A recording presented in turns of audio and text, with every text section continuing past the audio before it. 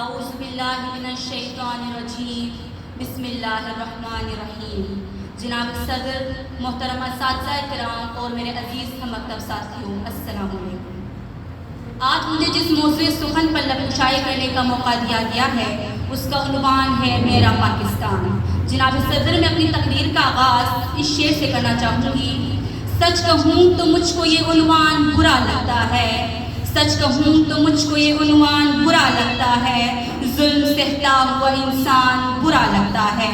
کس قدر ہو گئی مصروف یہ دنیا اپنی، کس قدر ہو گئی مصروف یہ دنیا اپنی، ایک دن ٹھہرے تو مہمان برا لگتا ہے۔ ان کی خدمت تو بہت دور کی باتیں ہیں یہاں،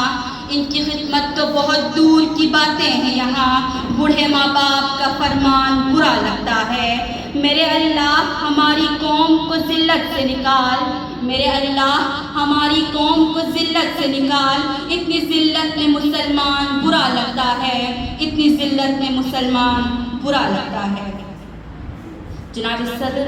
یہ پاکستان جس نے پابند سلاسل کی تکلیفیں جھیلی ہوں، غلامی کی زنجیروں میں جکڑا رہا ہو اور قید و بند کی صحبتیں برداشت کی ہو، مسلمانوں نے بہت عرصہ ہندوستان پر حکومت کرنے کے بعد 1857 کی جنگ میں اپنی آزادی کھو دیا۔ اس کے بعد مسلمانوں کی عروج کو زوال ملا، مسلمانوں نے طرح طرح کی سختیاں برداشت کرنے کے بعد بالآخر ایک نیا وطن پاکستان وجود میں لایا۔ جناب صدر، جسے آزادی کہا گیا، آزادی کھلی فضا میں سانس لینے کا نام ہے، آزادی سچ کی بات بیان کرنے کا نام ہے، جس کے لیے ہزاروں ماؤں نے اپنے بیٹے قربان کیے۔ جناب صدر، مگر آج ہم دیکھتے ہیں ہمارے ملک میں، ہمارے اس پیارے وطن میں جہاں پر سب مل جل کر رہتے تھے، آج پھر عروج سے زوال کی طرف آ رہا ہے۔ آج وطن عزیز میں روشنی روشنی کی دشمن ہے، آج دور دور تک امید کی کوئی کرن نظر نہیں آتی۔ یہ دور ناگہانی ہے یہاں، عرض و شرف کی گرانی ہے یہاں، بجلیوں میں تڑپ نہیں گل کم میں ارق کے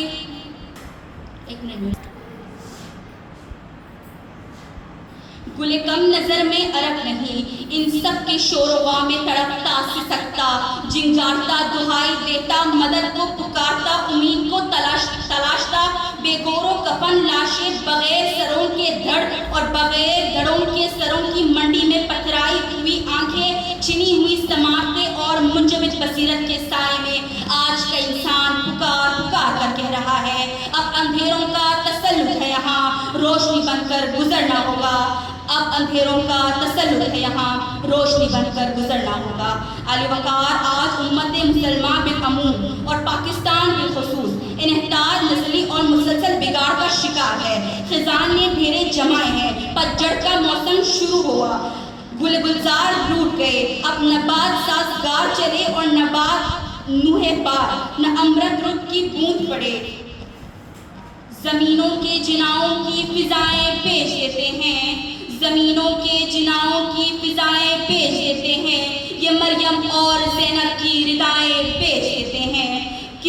کسی کی زندگی اور موت سے مطلب نہیں ان کو، کسی کی زندگی اور موت سے مطلب نہیں ان کو، یہ شہر درد میں نقلی دوائیں پیش دیتے ہیں۔ ہوس کی انتہا تو اب یہ بھی ہے کہ جعفر و صادق مناسب دام لگ جائیں تو مائیں بیچ دیتے ہیں، مناسب دام لگ جائے تو مائیں بیچ دیتے ہیں۔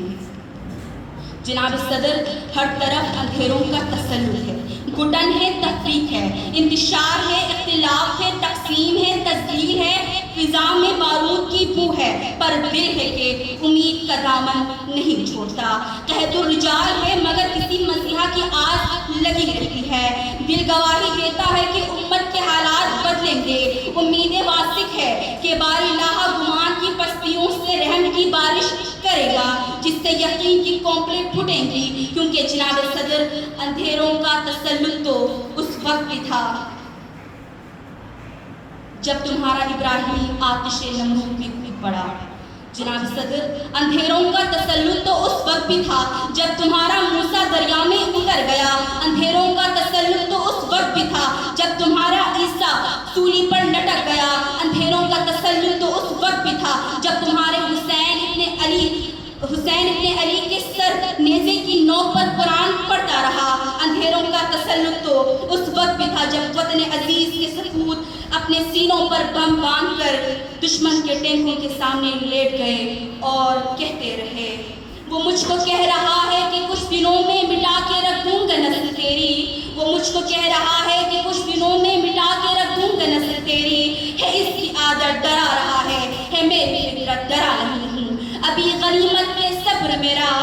ابھی غنیمت ہے صبر میرا، ابھی لبالب برا نہیں ہوں، وہ مجھ کو مردہ سمجھ رہا ہے اسے کہو میں مرا نہیں ہوں، وہ مجھ کو مردہ سمجھ رہا ہے اسے کہو میں مرا نہیں ہوں۔ جناب صدر، ہم وہ پاکستانی ہیں جو اندھیروں کو روشنیوں میں تبدیل کرنے کی خاطر آگ اور خون کے دریا کو پار کر لیتے ہیں۔ جناب صدر، ہم وہ پاکستانی ہیں جو سمندر کو سواری پر مجبور کر دیتے ہیں، جو صحراؤں کو اپنا تعبیر کر لیتے ہیں، جو تلاطم خیز موجوں کے سامنے سینہ تان کر کھڑے ہو جاتے ہیں، جو باطل کی آنکھوں میں آنکھیں ڈال کر حق کی صدائیں بلند کرتے ہیں، اور ان کی باتیں کچھ یوں ہوتی ہے، خوشیوں کا ایک نگر آباد ہونا چاہیے، خوشیوں کا ایک نگر تو آباد ہونا چاہیے، اس نظام زر کو اب برباد ہونا چاہیے، ان اندھیروں میں بھی منزل تک پہنچ سکتے ہیں، ان اندھیروں میں بھی منزل تک پہنچ سکتے ہیں، ہم جگنوؤں کو راستہ تو یاد ہونا چاہیے، ظلم بچے جن رہا ہے کوچوں بازار میں، عدل کو بھی صاحب اولاد ہونا چاہیے، عدل کو بھی صاحب اولاد ہونا چاہیے۔ جناب صدر، آخر میں بس اتنا کہنا چاہوں گی اور میری اللہ سے یہی دعا ہے کہ اللہ پاک میرے وطن عزیز کو کامیابی کی بلندیوں تک پہنچائے، ہمارے ملک میں ایسے حکمران آئے جو صرف پاکستان کا سوچے، جو صرف مملکت پاکستان کا سوچے، نہ کہ اپنی بھوک کا سوچے۔ مجھے امید ہے کہ ملک میں اب بھی امید کی کرن باقی ہے، ایک بستی بسنے والی ہے، امید ابھی کچھ باقی ہے،